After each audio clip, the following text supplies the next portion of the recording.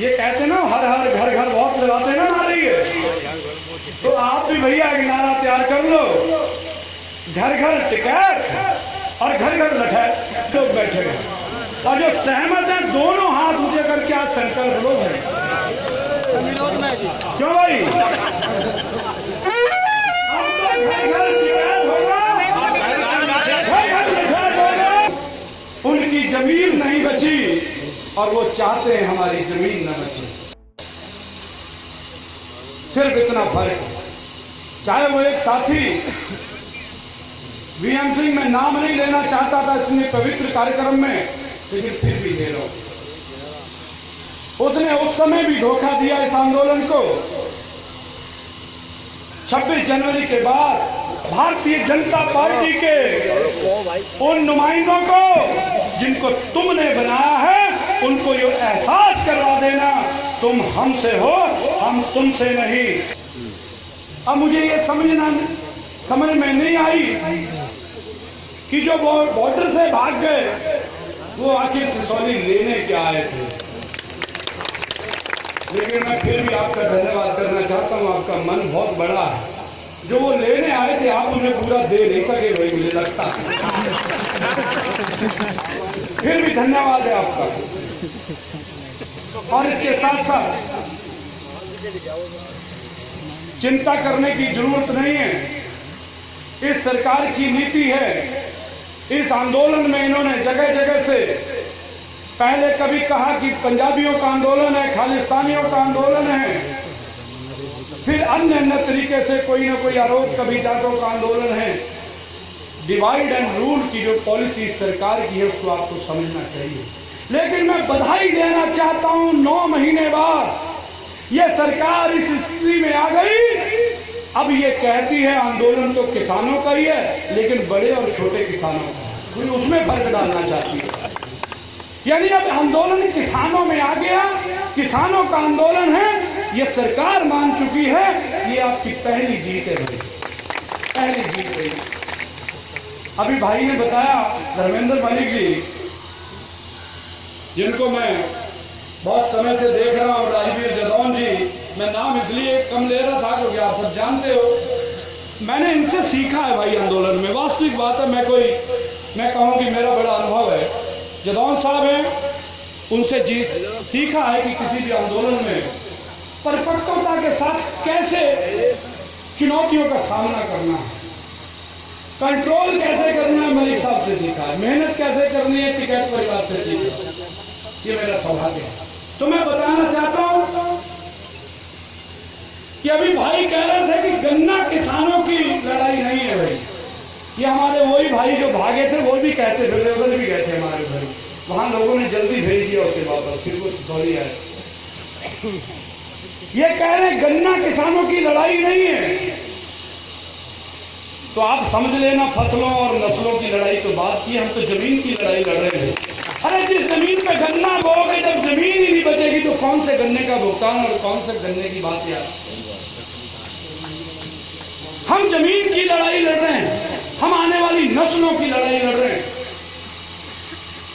मैं अभी निकला था आपके पास में किसान भवन में भी जाऊंगा देखने, मैंने देखा नहीं, लेकिन दूर से देखा तो कुछ प्रतिमाएं वहां बनी हुई है भाई, मैंने भी देखी नहीं थी। जरूर महापुरुषों की होंगी, ये तय बात है। आखिर हमें क्या जरूरत पड़ी थी उनकी प्रतिमाएं बनाने की? आखिर आवश्यकता क्या है कि हम हर साल कोई ना कोई दिन उनको माला पहनाने में, उनकी पूजा करने में लगाते हैं? यार आखिर जरूरत क्या है? ऐसी क्या आवश्यकता आनी पड़ी? इस पर विचार करना। पूजा कभी चित्रों की नहीं होती, पूजा चरित्र की होती है, चरित्र की। ये उनका चरित्र है। और आज परीक्षा की घड़ी है। मुझे छोटी सी बात याद है, कहते हैं भगत सिंह जब छोटा था तो उसके पिताजी खेत में हल जोत रहे थे। यह बात सिर्फ इतनी नहीं है कि भगत सिंह किसान का बेटा था, ये बताने की जरूरत पड़े। उससे आगे की जो बात है, कहते हैं कि वो मिट्टी में छोटी छोटी लकड़ियां दबा रहा, तो बाप ने पूछा भगत सिंह क्या कर रहे हो भाई? कह रहे पिताजी मैं इस खेत में बंदूकें बो रहा हूं और ये बंदूकें उगेंगी, बड़ी होंगी तो मैं इन अंग्रेजों को इस देश से भगाऊंगा, इस गुलामी को मैं खत्म करवाऊंगा। हम उस मिट्टी के लोग हैं, हम उस मिट्टी के लोग हैं, हम उस सोच के लोग हैं। उन पूर्वजों ने हमें गुलामी से आजादी दी है भाई, कितने सालों की गुलामी, और वो पीढ़ी हमको आजादी देकर के गई और हम उनके चित्रों पर मालाएं चढ़ाते हैं, उनकी पूजा करते हैं। और आज किसी ना किसी तरीके से वही ईस्ट इंडिया कंपनी इन अडानियों और अंबानियों का चेहरा लगा करके फिर गुलामी का संकेत, गुलामी का संदेश लेकर के आ रही है।